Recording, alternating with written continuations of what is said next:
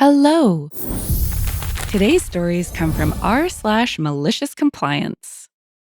We have three today, but only our first is from the workplace. I've tried to clean up the English in the story, but the usual disclaimer that it might have some oddities, as OP is not a native speaker.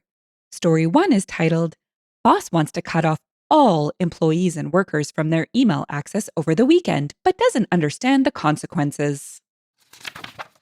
Hello, everyone. This is my first post here, and I wanted to share my greatest work story. My native language isn't English, so please excuse when my grammar is a bit simple. The story starts with me and my company. I'm a 30-year-old businesswoman who works in an IT service in a bank space. I'm the girl for everything, basically, but I'm a specialist for first-level support, administration, and backup, sometimes even networking. Even though I'm not the head of my IT department, I basically have all the responsibilities of them, but unfortunately, my pay grade doesn't reflect that at all. I think of my boss of my IT department as kinda lazy, if not incompetent. He even brags about getting so much money for basically doing nothing. I have a 40-hour work week, but since the whole IT department is my responsibility, I need to keep track of the servers and maybe problems that can occur 24/7, mostly done via emails. When the server status gives out a warning or a failure, I will get notified. And then I'm fixing problems over remote desktop or going to the company itself, even in my free time. I wouldn't mind this, but I'm not getting paid for this. But on the other hand, I'm getting punished when something is going wrong. My boss's boss wasn't that much better. Since it was a fancy bank, everyone should be in a suit the whole time to look professional, and best with a skirt and high heels. Only problem is, when you work in the first level support, you need to do a lot of behind the scenes work. Things like slipping under the desk to do or repair cable management, doing work on the server rack, and doing lots of other activities that make you dirty. You can imagine that this wore out my business clothes really, really fast. And not only that, they were so impractical and really made my work harder. So I changed my clothes to a comfy hoodie and work pants to fit the work I'm doing a bit better. When my boss saw me, he was furious, demanding to know why, and that I can't look like a poor hobo inside his bank. I told him that I needed work clothes for both occasions, because they are expensive and get worn out quickly. He refused, and I wasn't really happy about this. So that's it for the introduction. One day, my boss's boss, the head of the whole company, called me. He had a plan. He wanted to create quiet hours, meaning he didn't want his employees working on weekends to let them rest properly. At first glance, you could say, hey, that's a nice idea. Yeah, no, he just didn't like to pay them for overtime because he got in some legal trouble with overtime in general. Not only that, some employees had strict deadlines and need the extra time to get work done. To actively ensure nobody can work over the weekend, he wanted the following. Please make sure no one can access emails or remote desktop over the weekend. No exceptions. Since we had a ticket system and were able to attach emails to tickets, I asked him to write an official work task. This was for two reasons. First, I like everything documented. Second, I have something to protect myself if the task is incorrect. And it's exactly this that saved me. So I was at my office desk, thinking how to get the task done and what implications it will have, and then it became clear to me what it meant. The email from my boss came with the task and indeed said, For everyone, no exceptions. I was thinking to myself, should I warn them about the implications it would have? After thinking, I thought of how I was treated as a worker and decided against it. I started working immediately on the task and made an automated process to block all access to emails from Friday 6 p.m. to Monday 6 a.m. Weekend came, it was Saturday, and I was calm and relaxed because cutting down everyone's emails means I don't receive any updates on the servers. I can't possibly work on anything because my remote access is also cut, of course. If you think you could forward your work email to your private email, no, I can't because we have a very strict data policy. Nothing is allowed to go out. I'm happy. It's still Saturday. Middle of the day, I'm cooking my husband and I a nice meal and my telephone rings. It's my boss's boss. He sounded stressed and told me that he can't access his emails. I needed a second to process this, but I responded, That doesn't surprise me at all, since you ordered me to cut everyone's email access without exceptions. He was angry, very angry, and told me that this obviously doesn't count for him. I told him that he specifically told me that there are no exceptions, and he stated everyone. He then argued that this wasn't how he phrased it, so I reread him his own email. After that, he was silent for a moment. He noticed his flaw in his logic. I broke the silence and asked him, "Sir, if you still want access to your emails on the weekend, no problem. Please send me a request per email and I will work on it first thing on Monday." He got angry again. He replied that he wants to have it done immediately, and I calmly explained to him that I can't do that.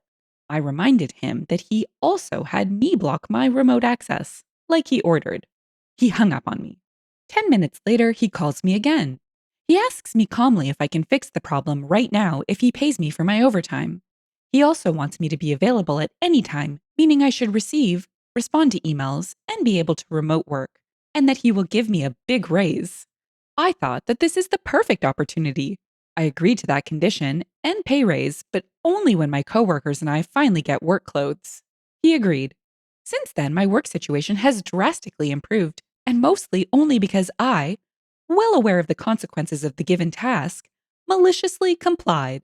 Thanks for reading. Edit. Thank you so much for all your comments and love. I'm glad you liked it. Edit 2. I want to add something here to the 4 types of comments. To the people with positive comments and their own stories, thank you so much. I had no idea this would blow up this much. To the people who complain about my English, yes, I'm German, not a native speaker. I'm doing my best and trying to improve on it every day. That's all I can do. To the people with hateful comments, if you don't like it, that's totally fine, but there's no need of sharing insults, really. In my honest opinion, it was a valuable lesson for my boss to have a well thought out task before issuing it. To the people who don't believe and say it's BS, I'm not here to convince you. If I can encourage even one person to empower them to improve their work conditions, then that's a complete win in my eyes. OP stuck around and provided extra details in 2 comments. Break and Soul said, if you're not being paid for being on call, why answer the phone in the first place?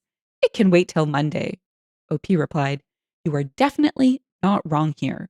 When I received the call, I was full aware what he probably would say, and I couldn't stand the curiosity. Green Egg Page said, as I told my employees, never, ever work for free. You are selling your time, knowledge, and skills. Those are valuable. Get paid for that. Try telling the bank that you're not going to pay the interest on your loan and see how flexible they are about that. Or tell your cell phone provider you aren't paying all of your bill for last month. OP replied, exactly. Turns out they are very unflexible.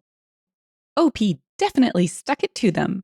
It really leaves a bad taste in my mouth when employers compensate the bare minimum for a given role and then expect on-call status. So OP's push for a raise and role-appropriate clothing was great. Settling for the OT just doesn't cut it here. Story 2 is short, but will give you those warm, fuzzy justice tingles. It is titled, Healthcare Executive Hates Her Own Policy. This happened years ago.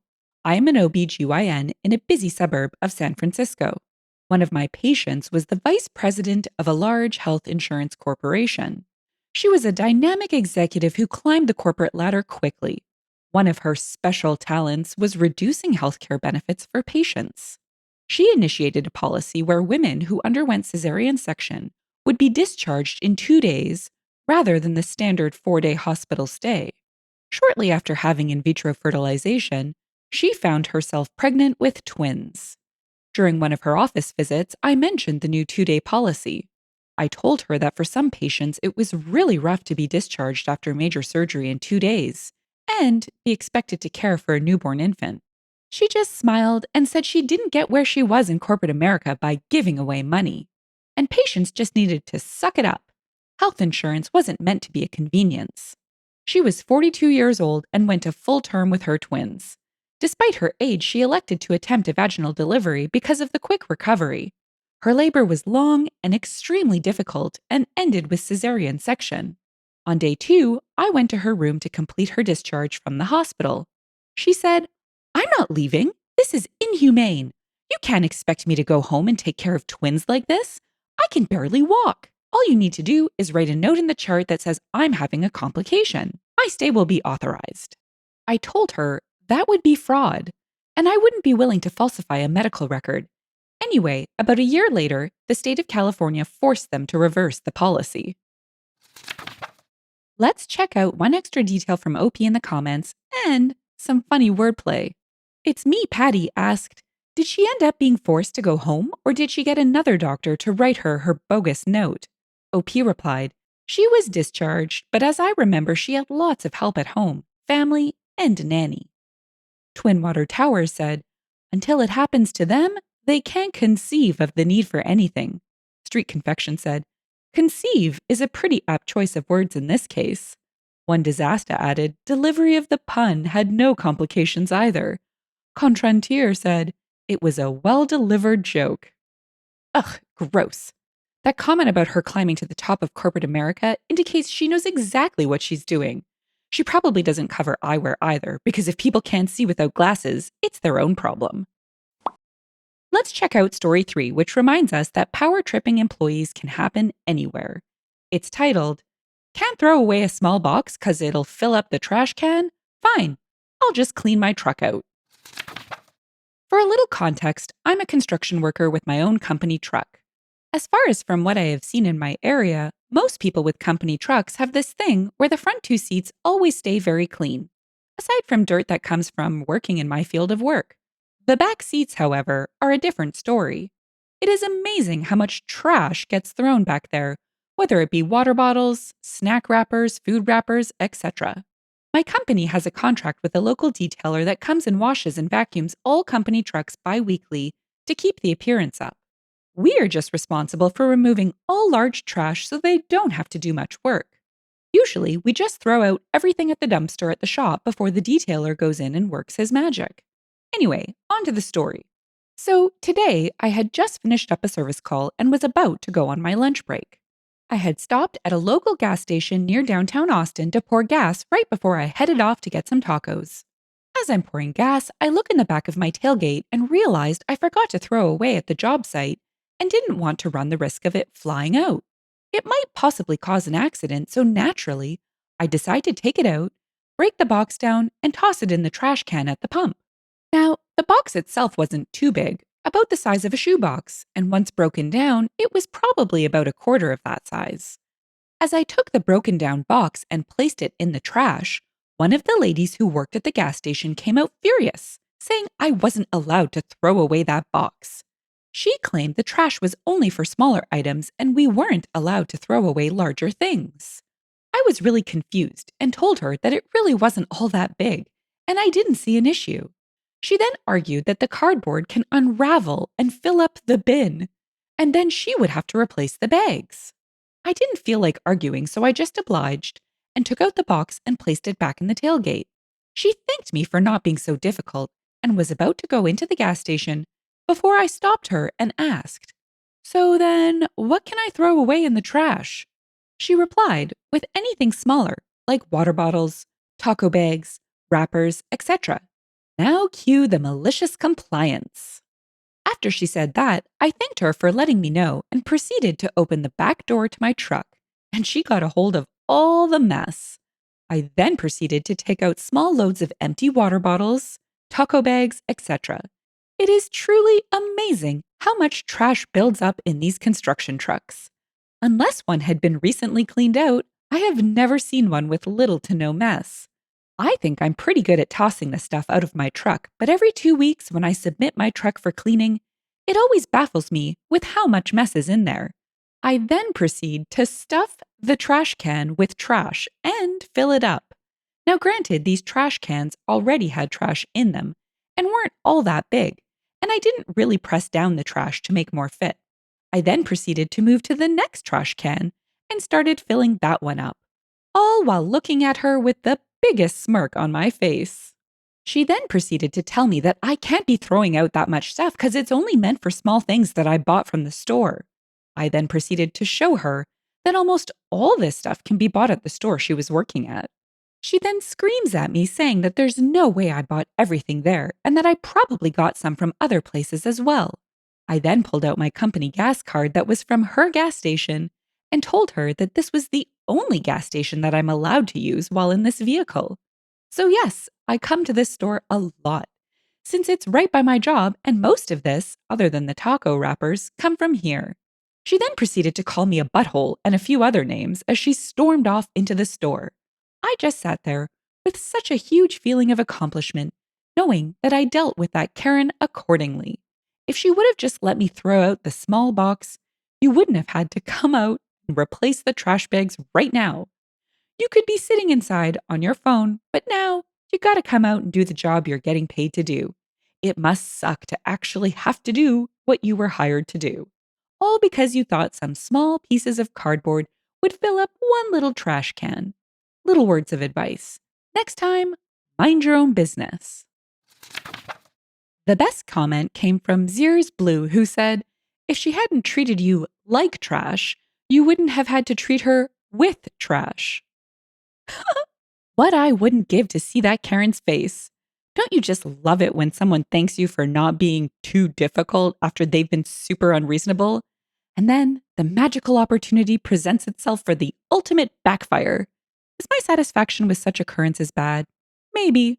But I think we all know these people are not going to change on their own. If you've enjoyed the story and would like to hear more, consider liking, subscribing, and leaving a comment. Thanks, and bye for now.